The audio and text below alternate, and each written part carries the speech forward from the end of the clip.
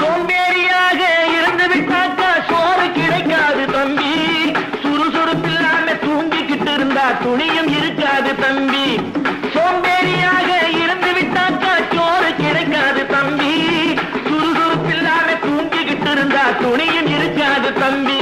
இதை அடுத்தவன் சொன்னா கசக்கும், கொஞ்சம் அனுபவம் இருந்தா இனிக்கும். இதுக்கு ஆதாரம் கேட்டா 1000 இருக்கு, அத்தனையும் சொல்லி போடு.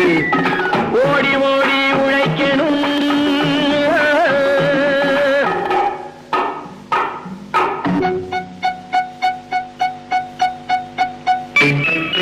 வலிமையுள்ளவன் பச்சது எல்லாம்